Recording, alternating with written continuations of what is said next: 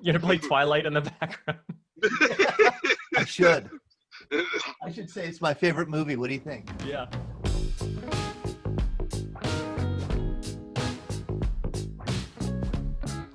Welcome to the Scuttlebutt. I'm your host, Sean Hall, the Director of Programming with the Veterans Breakfast Club, a small nonprofit based in Pittsburgh, PA. Our mission is to create communities of listening around veterans to connect, educate, heal, and inspire. Our program, the Scuttlebutt, was created to highlight the educational elements of our mission by discussing recent military headlines and topics to help bridge the civilian-military divide. We thank you for joining us for our 4th episode. Me, along with our executive director, Todd DiPastino, are not veterans, though we share a passion for highlighting veteran stories. Todd, how are you doing today? I'm doing well. Wonderful. And joining us today is Marine Corps veteran James Martin from your vehicle. Yes. James, how's it going? Absolutely. I'm doing just fine. With us also for the last several episodes has been VBC Associate Director Lauren Del Ricci, also a Navy veteran. Lauren has the day off, but we will continue on in her stead. Happy to have you guys along for the ride today, and happy that our viewers are here to join us as well. We ask if you would please help us spread the Scuttlebutt by liking, sharing, subscribing, ringing the bell on YouTube. We also want to connect with you. So please leave us a comment on YouTube channel or email us your thoughts at sean@veteransbreakfastclub.com. We're going to get right to it today. We're going to start with what we began last week as our mail call. We got some mail this past week from one of our fans. I'm going to call it a fan. Todd, we would say that we have fans now, right? Yes, we have fans. Good. Okay, maybe this is our number one fan. Jim Jameson, he sent us a great email commenting on what we talked about last episode with thank you for your service. He says, I've been unsure how to respond to thank you for your service. He's a veteran. And while he likes to say thank you for your support, he does ask, is there a better response? James, that you had said that last episode, I say thank you for your support. Yes. Jim's asking, is there a better way to respond to thank you for your service? He didn't offer any options, but I thought I'd ask you if there's a different thing that you have thought of. The thank you for your support, as I said before, it's uniform because I understand that you're not just speaking to me, you're speaking on behalf of all. So if I had to speak for all, that would be the best answer I could give. It really comes down to the individual, how he feels more comfortable. And, so this way it doesn't seem unnatural or ingenuine. So the thank you for your support, it means a lot because, if it wasn't for the support of, where would we be, where would I be in those moments? True. That's great. And Jim also went on to say that he believes that while an enlisted person salutes an officer and officers salute upward in rank, it is his understanding any Medal of Honor awardee is entitled to a salute from all service folks. We talked about the Medal of Honor last episode. Todd, you had a really interesting response to Jim. I'd love for you to elaborate on it about the salute. Yes, I said that the salute is not regulation. You don't have to salute the Medal of Honor. It's not a requirement by any means, but it is a custom, and it is done. It's done often where a Medal of Honor recipient, for example, might be going and giving a talk at West Point, and coming the other way might be a full bird colonel or a brigadier general, and that general will stop and salute the Medal of Honor. And they're not saluting the rank, they're not saluting the person, they're saluting the medal and what it stands for. And I think that is, it's one of the most, it's one of the only ways that a person of higher rank will ever salute a person of lower rank in the military. And I just think it's one of the most beautiful gestures of honor in the military and in the world, really, because you're recognizing not an outward rank or hierarchy or profile. You're recognizing something intrinsic, character. You're recognizing valor. That is kind of the ideal of valor that is shared within the military, and I just think it's an awesome gesture. might be opening up a Pandora's box here, but are civilians allowed to, or is it appropriate for a civilian to salute one of our service members? Now, that's a custom and courtesy that I'm not aware of, but it's not, I'm not really see. It'd be weird. It'd be weird. Yeah, it'd be weird. Yeah. I want to And dive you know more how into I'd do this. it with my left hand, and I'd do it like wrong. And What is, James? Can you show me the proper way to salute? Because I've seen like up high. We've seen. I've seen the up high. I can't. You know, it's you know you've seen how people say with the knife hand like that, and it's right. So to the tip of the brow, arm, perfect. Todd had it perfect. Where the bottom part of your arm hits straight, 45 up, perfect. And if you were wearing for our YouTube viewers, definitely our YouTube viewers, or if you're listening on audio, come to YouTube and check this out. So, yeah, no, he had it. Yeah, but you normally don't have a goofy smile on your face when you do it. This is true. Right. But to each his own. Yeah. I did get several emails from our last episode, and they all said the same thing. And it's something that James said that I just want to reiterate. They were largely Vietnam veterans, said that the thing that they most appreciate hearing is welcome home. They like that better than thank you for your service. Welcome home is really important to Vietnam veterans. So I would recommend saying that if you see a Vietnam vet. I think they'll understand the meaning behind it. Right. And can you say welcome home to a post 9/11 vet? I know is that strictly for our Vietnam veterans? Can you say it to post 9/11 veterans? James? I've never said it to a post 9/11 vet because it is historically documented. People may not have agreed with the war or our service or what we had to do, but they always appreciated the service member because at the end of the day, we don't have a choice. But I mean, it's so documented, books, movies, documentaries. These men came home to a country that was not even close to happy, not only for the war itself, but for the actions they took. So to hear stories of, ketchup being thrown, paint being thrown, spit on, just downright disrespected for the service that they gave to their country because their country made the call and said, we need you to do this.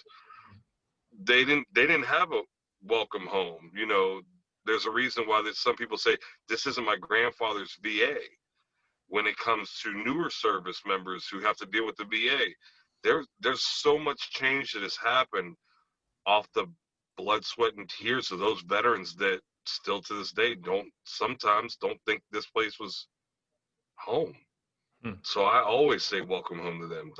We were open arms and parades and Veterans Day lunches at Applebee's. They didn't have any of that. They're like, right. The amount of disrespect they caught was monumental.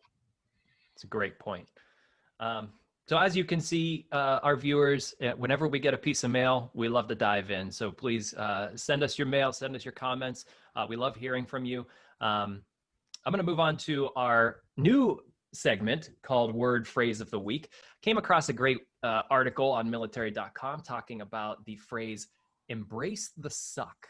And I brought this up to James. He was like, I love it. So this being our first phrase of the week, James, I kind of wanted to get your take on what embrace the suck means. You hear this in movies. It sounds interesting. These guys say the suck, like what's the suck and why are we embracing it? Embrace the suck is simply that we all going through it together. You go out to the field, you're stuck in a swamp, you got mosquitoes the size of small birds sucking the lifeblood out of you. And what can you do? Nothing. this is the job. This is what we have to do. You know, we're stuck in the desert. It's 140. We're in mop level 3. You'll be okay. What, you're in mot level 3? Mop level 3. Yeah, mop level Op 3? level 3. With the gas mask, and so this way, you know, we had to protect ourselves from a chemical attack. So you wear these giant suits that are made to stop yourself from getting contaminants. And these are made of like, mask, these are made and of it's like 140 plastic. degrees outside.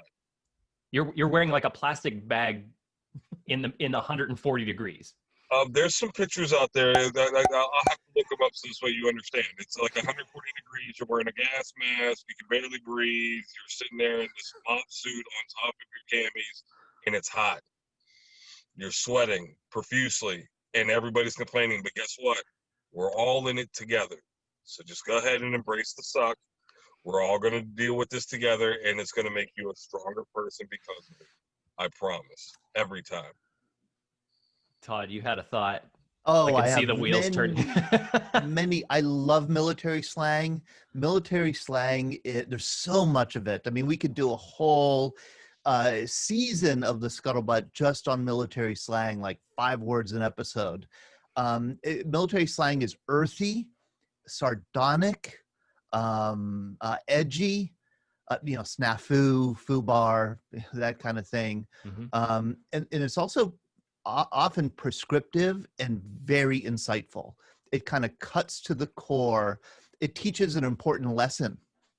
It orients your mind to the world in a particular way. It's such an example of why I think non-veterans really should listen to veterans. What ordinary people who have never served in the military, what they can learn from military subculture is just amazing. I used to think, you know, that I've been working with veterans for 12 years, and I used to think that I enjoyed hearing these stories, war stories or military service stories, because they were so different from the experiences that I had. They were like the other, you know, and exotic and strange. I don't think that anymore. I think I've come to understand that war stories are really about life, that stories from the military are really stories about life in general, but they're much more intense than ordinary life. And there's much more living crowded into a smaller amount of time. Mm-hmm. I think, you know, people who live through war, I mean, James could speak to this, you know, they experience all the things that we all experience in life. They love, loss, grief, triumph, defeat, you know, all the fear, all the trauma, all the things that every person experiences, you experience in the military, but you experience it much more intensely and kind of all at the same time. And I often think of our veterans as having, you know, 20 years worth of living crowded into 2 years worth of service. And that's what makes veterans so interesting to me. They're the leading edge. They're the cutting edge, I think, of living. And that's why we could learn from them. They're kind of ahead of their time. Embrace the suck. What does that mean? I mean, that's just perfect. It's so crude, but it's also philosophical. We had an Iwo Jima Marine say on Veterans Breakfast Club Live the other night that he quoted Schopenhauer, Arthur Schopenhauer, 19th century German philosopher. You can sum up Schopenhauer's philosophy: embrace the suck. It's very insightful. It means understanding that there are things that are more important and bigger than your own personal comfort and sense of, you know, security and safety. Mm-hmm. That there's something bigger than just you and what you're feeling in the moment.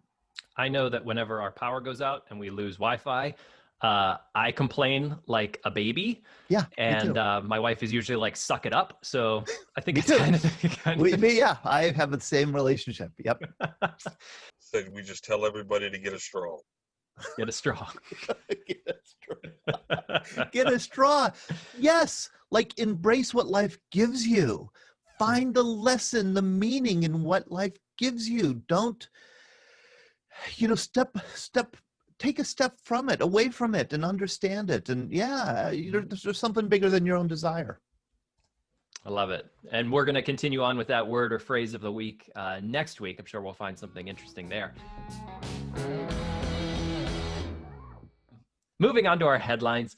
I saw this interesting headline that the Army Infantry School is ending the traditional shark attack. That is not a technical military term. This is also just a military term for when the recruits first show up and the drill instructors come around them, shark attack them, yelling, pull up your bag over your head, physical exertion. It's really, really intense. It can be really intimidating for somebody new to this environment.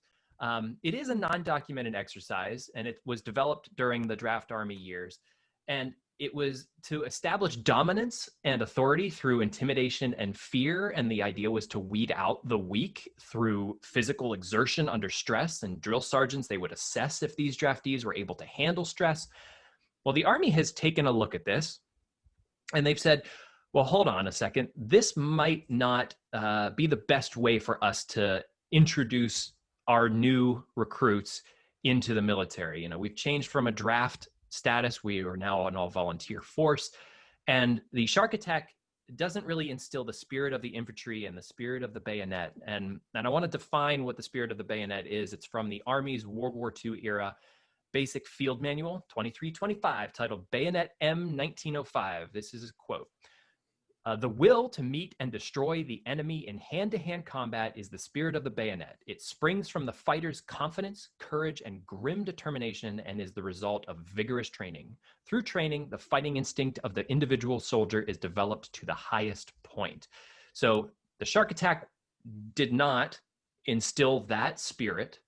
And it also, they said, betrayed the trust between teammates and sort of betrayed the trust that was really crucial in your leaders as you start to learn who they are and trusting them to that they're going to take you through this training.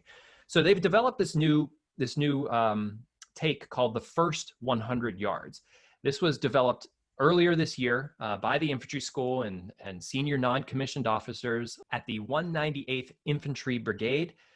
There's a great YouTube video by Command Sergeant Major Robert K. Fortenberry where he's introducing the first 100 yards. And this is built around two tenets. One is understanding and appreciation for the spirit of the infantry by exposing trainees through physical hardship, a belief in oneself, a belief in teammates, a belief in the leaders who you serve, intuitively knowing that when an infantry leader says, follow me, that they, the infantry, will accomplish all missions and defeat any enemy under any conditions. There's separate goals for this new way of introducing the recruits to their basic training. This is to develop teamwork, identify informal leadership, establish trust, and build esprit de corps, which means a feeling of pride, fellowship, and common loyalty shared by the members of a particular group. There's different ways they're doing this. They're going to hand you a lot of information and history about the Army. You're going to go into some physical exercises broken into teams. They're going to quiz you during that time. So you're sort of like worked up and stressed and focusing on your physical while you're trying to mentally remember the things that you're learning. But it's less about, I'm going to jump on you as soon as you get off the bus and just intimidate the heck out of you. Now, hey, Sean, do you mind if I play just 25 seconds of what the shark attack sounds like? Please. Okay, let's just play that. Pull that string tight now, hurry up, get that string out that back. Pull that string tight. Cross body that string. Cross body string. Get it out now. Pull the string out now. Pull the string out now. Pull that string out now. Pull it out. Pull the string out now.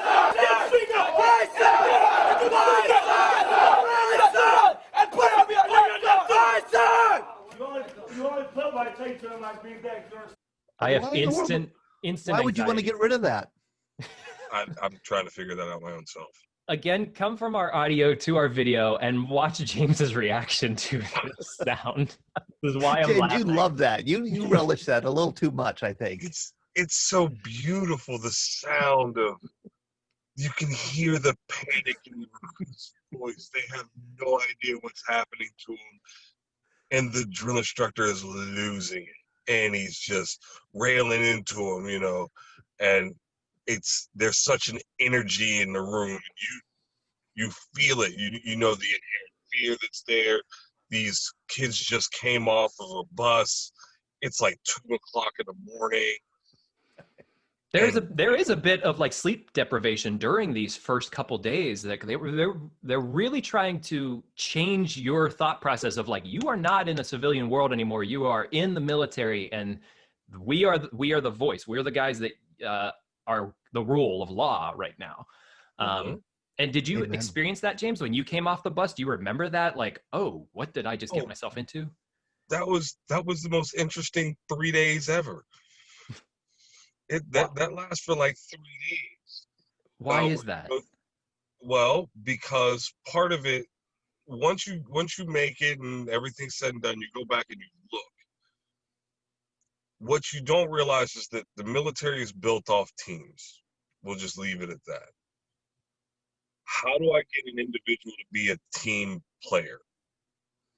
Either he's just gonna naturally fall into it, which, let's be honest, doesn't happen that often, or you break him.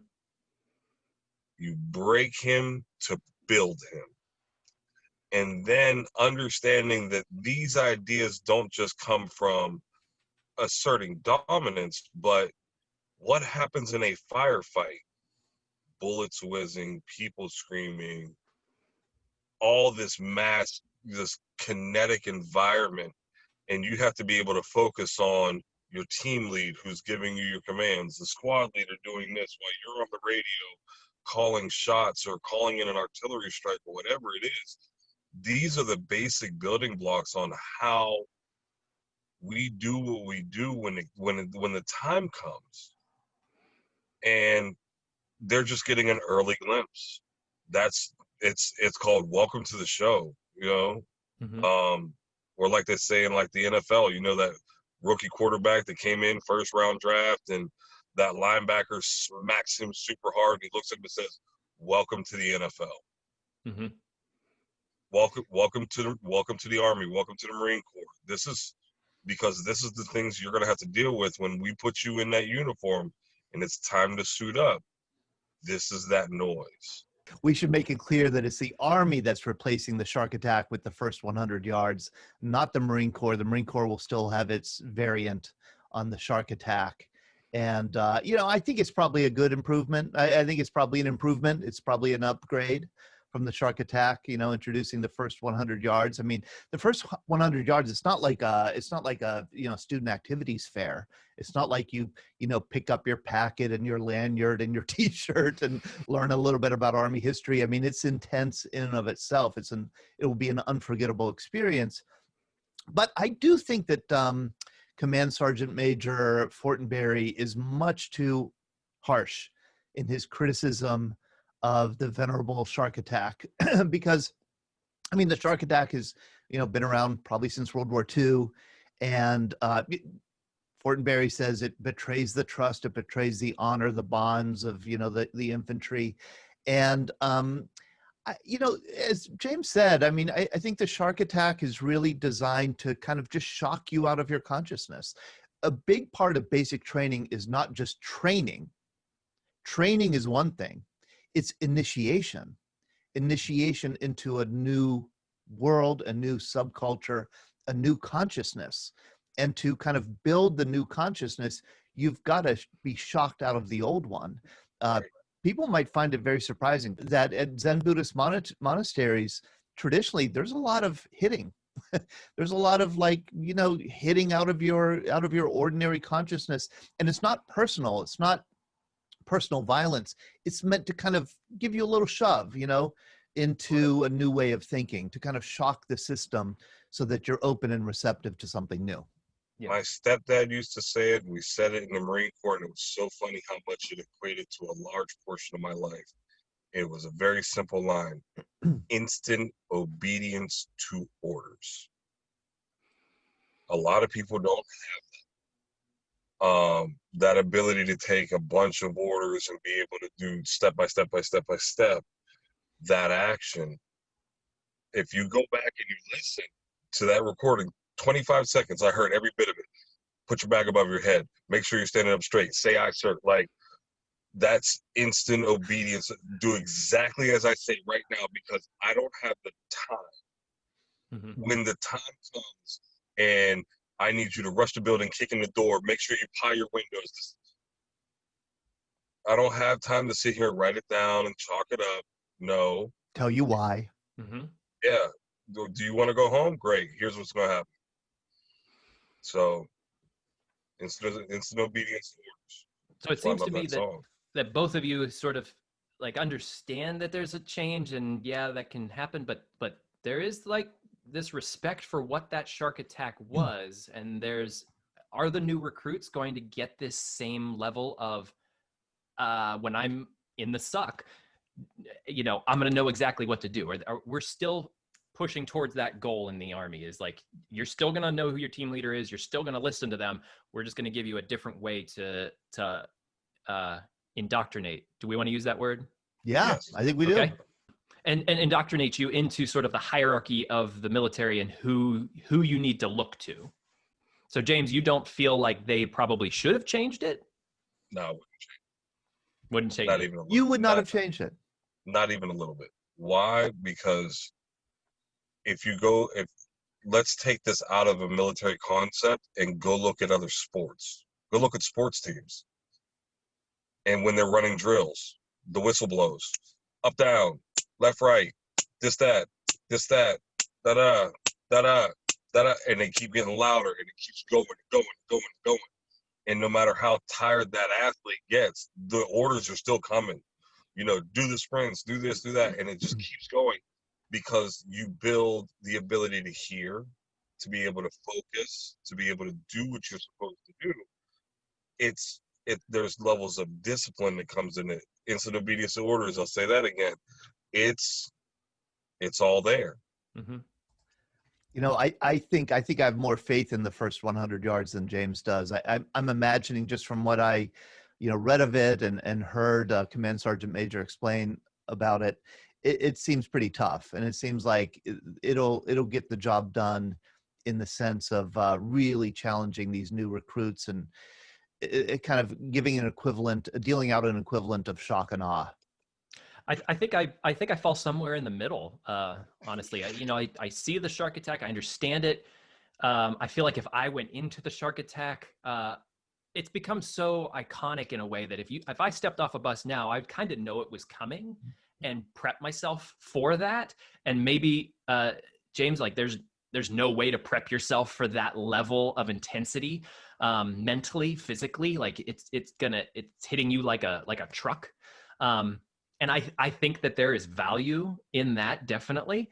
I also think there's value in coming off and being a bit more cerebral to say, hey, let's look at the history of the Army. Let's respect what that is, and make sure that you understand it and know it. And then we're going to move into more physicality. Part of what the first 100 yards is they're going to show you a simulated battle. So there's going to be this, you're going to watch guys that have just gone through the training and sort of how they are acting in a battlefield scenario. So I think there's value. Me as a visual learner, I'd understand that in a different way. But I also think, like, yeah, I probably could be shocked out of my system a bit and be indoctrinated into this new world, shook of all the excess of civilian life that it doesn't matter anymore about stuff and things, like, know your place and get ready. So I think I fall somewhere in the middle. I'll be interested to see a year from now how the first 100 yards develops and see where they take it to, and if these recruits feel like they're ready just as well as the shark attack trainees were. Looking at our main story this week, we've had kind of an interesting progression through our 4 episodes. This week, we're looking at assumptions about veterans. This is a really interesting topic, as everybody, I'm sure, every civilian has some assumption that they carry about veterans. And that can range greatly in many different ways. There are many different articles on this and different reports and studies that have been made about how we perceive our veterans. And I kind of want to just go right to some of these and we'll touch on a couple, but and we'll bring up some more as we continue talking, but one of them is that veterans are either viewed as broken or heroes. Sometimes they're viewed as broken heroes. Every veteran has PTSD, or PTSD makes veterans unpredictable and violent. A lot of these have been debunked through study and through reports, looking at even just Operation Iraqi Freedom and Enduring Freedom, our recent post 9/11 veterans. Only 11 to 20 out of every 100 veterans who served in these operations might have PTSD in a given year. It's a small percentage. So that definitely just straight up debunks that every veteran has PTSD. And this can also range up to, every veteran knows how to shoot a gun. I would have thought that. If you would have asked me yesterday, does every veteran know how to shoot a gun? I'd be like, yeah, they all get taught that. But I'm interested to hear your thoughts, James, because you've lived this. I'm sure hear a lot of assumptions that you're like, that's completely off. That's off the mark completely. But I'm interested to hear your thoughts. I've heard a couple of those. The other one that certain times you'll hear that maybe the veteran can't do the job because he doesn't have the hard skills. That's always a fun one too. He doesn't have a what? The hard skills. Like, the hard skills. I may have the soft skills, but I don't have the education, or right. incapable of learning it. Like, we haven't learned how to do things on the fly the entire time, with on-hand training. But the ones that bother me is the thoughts that were rough over the edges, or that were very direct and harsh, no tact, and it becomes a little. I'm sorry for laughing. No. And that's not. Some of it is in perception. Some of it is in presentation. Where we're not meaning to be that way, but let's go back to the video. Instant obedience to orders. We came here to do our job. Let's get to work and let's embrace the suck. Let's get this over with, and how can we make this better? How can we make it more efficient? Because the adage of work smarter, not harder. And so when we come out of the uniform into the civilian world, that offsets a lot of people. It makes them go, oh, is he coming for my job? Or why is he so mean? And why does he always look like he wants to hurt everybody in here? And you're just like, hey man, look, I just came to bag groceries. Like, it's not that serious. Welcome to Walmart. Here goes your sticker. Like, it's not, we're not that bad. Not everybody has, social anxiety or some of the problems that they just automatically assume. And it when you blanket it across the board, then you really miss the mark. You really miss the mark. I think there's definitely a whole separate conversation of transition from military to civilian, the civilian world. And I really want to dive into that as we get into the future Scuttlebutt episodes. And it makes sense though now that a civilian might feel, I want to use the term lightly, threatened by a veteran, in the sense that they might think like, this person's really intense, or, oh, they're really goals driven, and I don't really understand that, or I don't understand how to work with that. But we talking about the shark attack, like, and then indoctrination into the military, the whole idea is, get it done.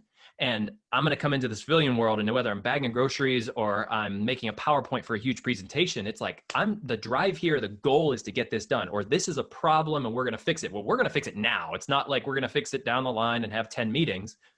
How are we going to do it? Todd, you started working with veterans 12 years ago. Like, what assumptions did you come into the VBC with?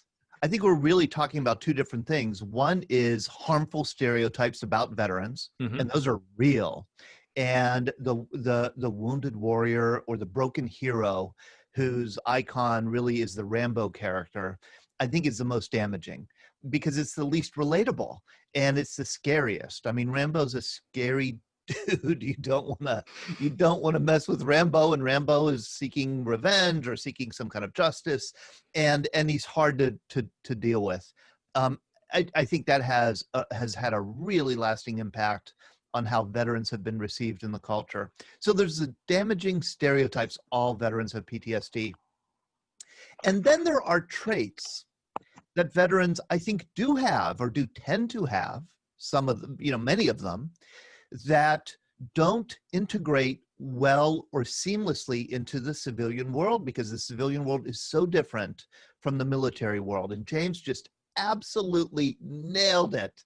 That one trait I found, especially with career military like James, is that people who have served in the military a long time do tend to be direct. And when you're working with them, they say what they think, they communicate directly and efficiently, they expect a clear answer and response. And there's not as much, that we in the civilian world, we tend to kind of massage the issue, be very indirect. I know I do that all the time, sugarcoat things or pad things, or, when you want to deliver bad news, you deliver great news to soften them up, and then you hit them with the bad news. That isn't the case in the military. The military is much, much more direct, much quicker, get the job done. And that's because I think the assumption in the military, the assumption is we're all on the same team. We're all working toward the same purpose. We all have the same mission. That does not exist in the civilian world. Everybody's out on his or her own mission, and you've got to work to connect with somebody. So I think that is a really important trait that is not appreciated by civilians like it should be. Almost look at, to some people, they look at it like it's a threat. Like you're mean. Yeah. Yeah. Yeah. If you don't smile at them, and if you don't compliment them and then ask them politely to do a job, you're being mean. Mm-hmm. Yeah, absolutely. Yeah. Right. Yeah.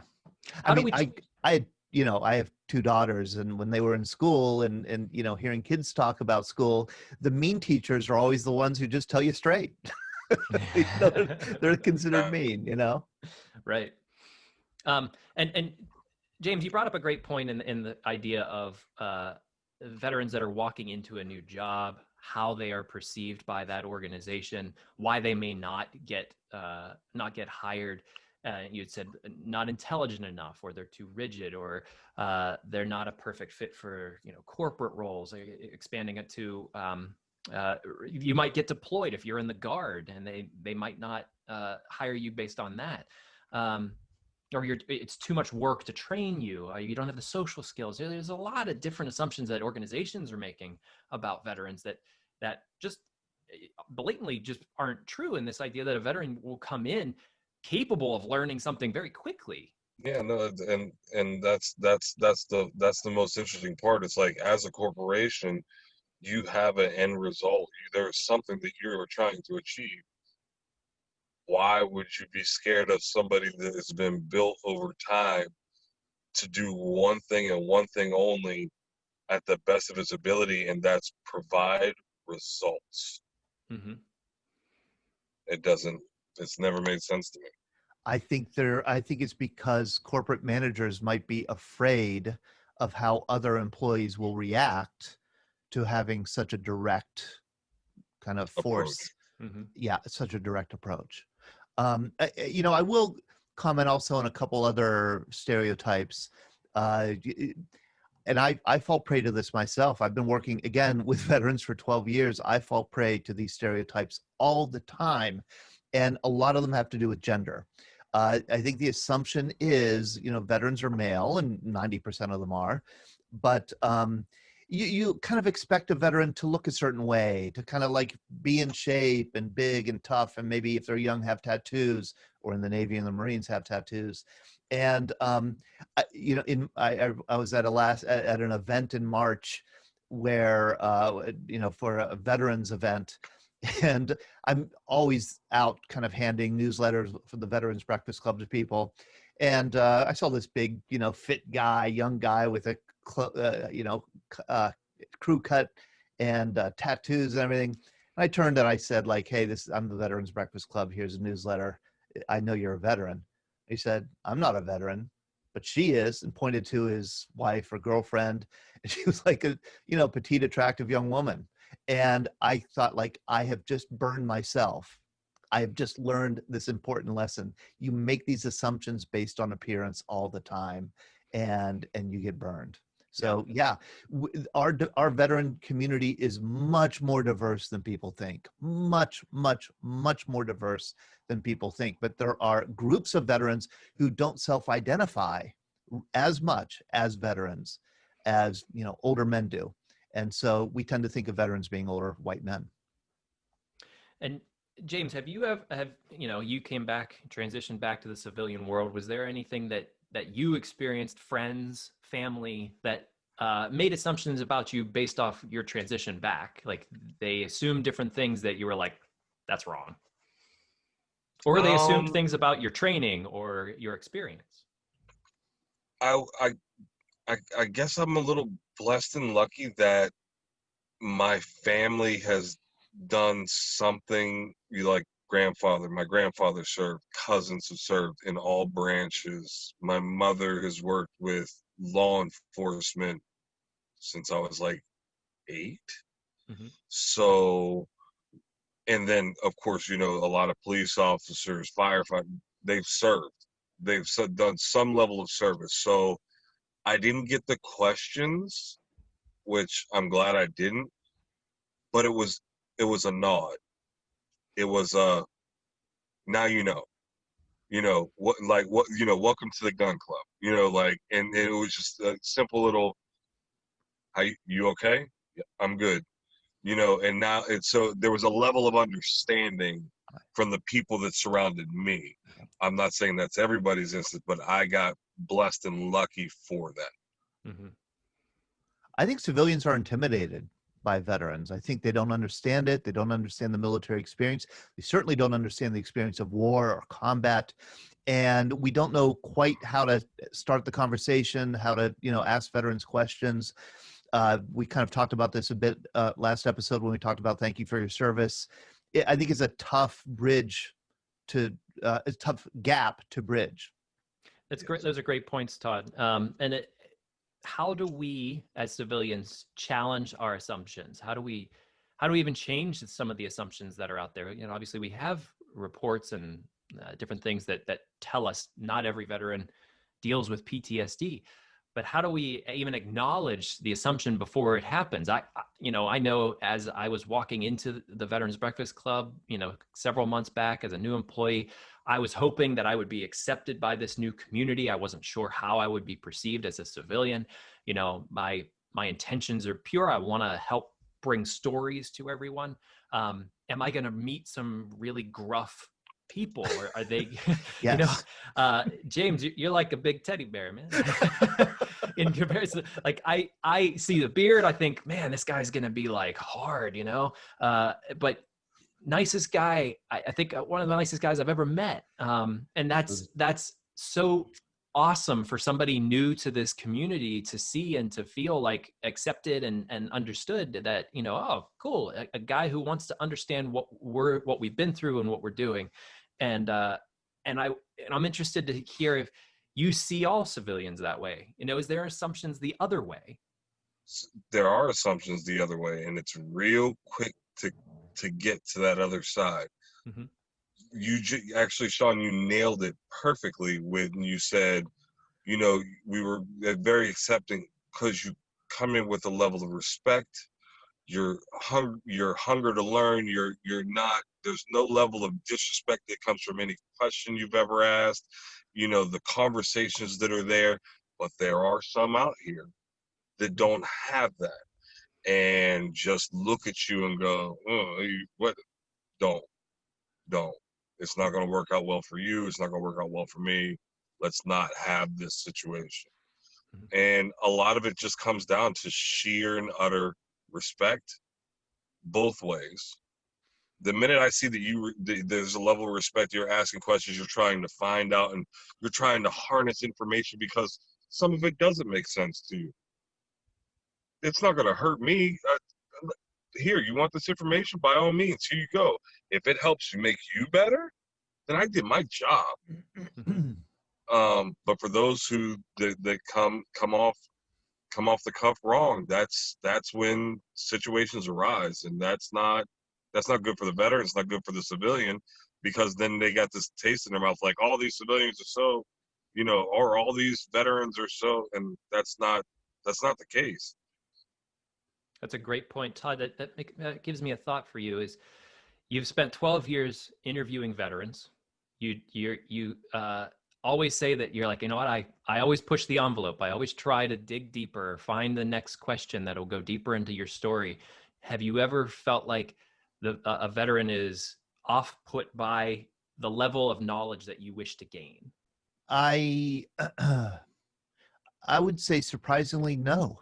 I think that's been one of the stunning things that I've learned, is that veterans have been pretty much willing to answer every question I've ever asked. And if they haven't been, they've said kind of very politely, I'd rather not talk about that.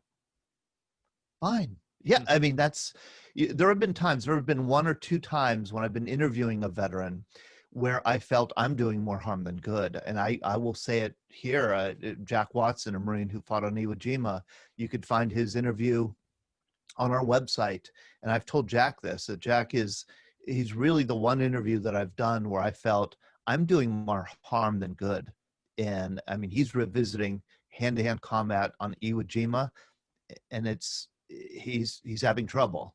I should stop it. And during the interview, I said, Jack, we've gone too far. Let's stop it. And he said, no, I need to do this. Mm-hmm. And he stuck through it. And he said the next 6 weeks after the interview were very hard. But then things were so much better. And he's so grateful that he did the interview. So it's a complex issue. There's a way, like an assumption that I don't want to ask about your experience because there's no way for me to understand anything that you went through. Like I understand that about myself. There's no way I could get it. I could read all the books, I can watch all the movies, the documentaries, but there's no way for me to fully comprehend that, and I say that about like my daughter. Like there's no way to comprehend how you're going to feel about this little being that you're in charge of and of their safety until someone actually like gives you one and you're like, that's mine. Yeah. And and I think there's this assumption from civilians, like that's why we see a veteran, we're like, should I ask them about what's going on? Maybe if I just say thank you for your service, that's enough. Like, if I ask you about Iwo Jima or Fallujah, how is that going to go over? And there's this level of, what do I do? How do I do it? And is it going to be the wrong way? And I'm sort of figuring all this out on the fly as well. Just sort of understanding, how do I continue to understand what you've been through and hear your stories, and also make sure that I'm respecting what it is that you went through and the sacrifices you've made. You hit it with a couple of words. How do I respect it? The fact that you're showing respect, that matters. A level of empathy and understanding. It's the same thing that you do with a small child raising children. I know how I was raised. I know how I was built. Is that going to work for my kids? Maybe not.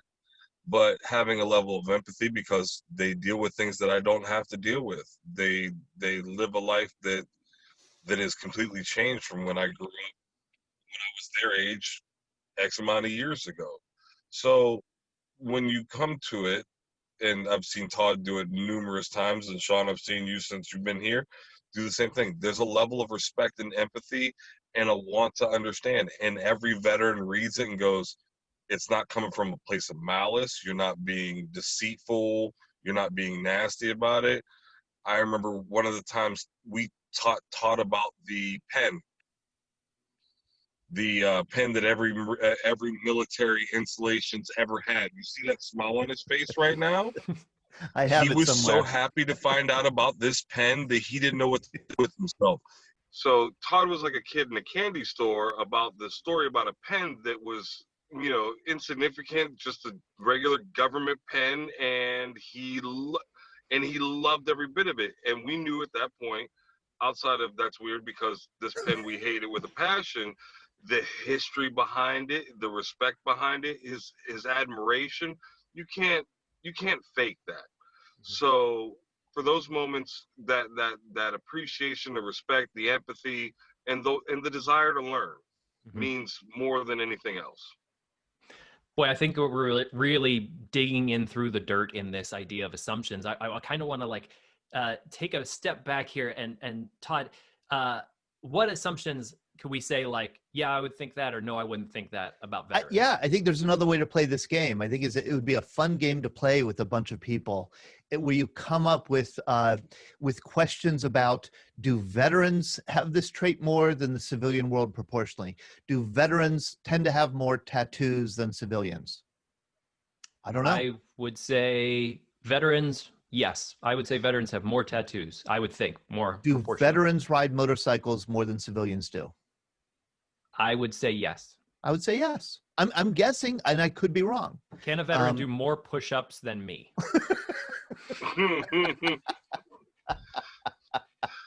James, I know you're in a parking lot, but let's go. I would say no. Look, right now you got me beat. If I hit the floor, somebody's got to call the ambulance. I would think any veteran could outrun me.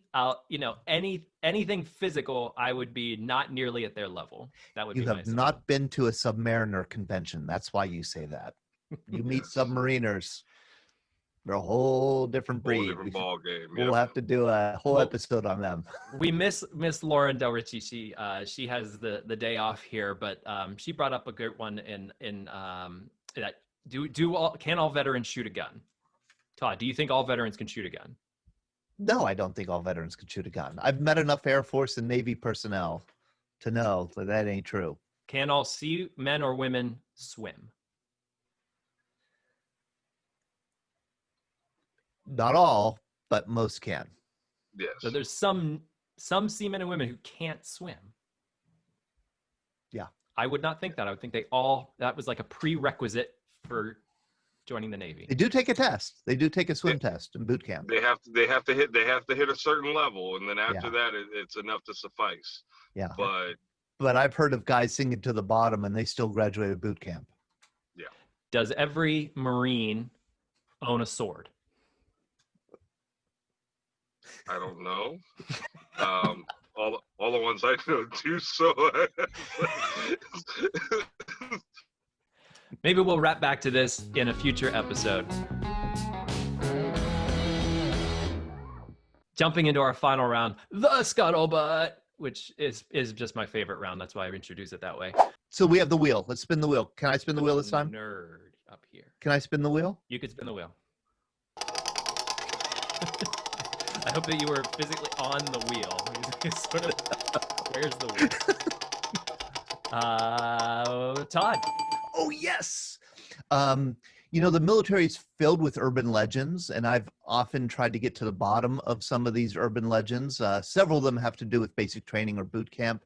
And since we talked about basic training, I thought I would discuss an urban legend that I have heard over the past 12 years working with veterans. And this is a legend that comes from all the way back, World War II veterans tell it, to kind of current post 9/11 veterans tell it, and that is about the infiltration course. This is the most famous part of Army basic training, Marine basic training, is where you do the kind of commando crawl under barbed wire as M60 machine guns, or it used to be 50 caliber machine guns, are fired at you over your head. And you'd always be told before you started the infiltration course, make sure you stay down, keep crawling, don't stand up.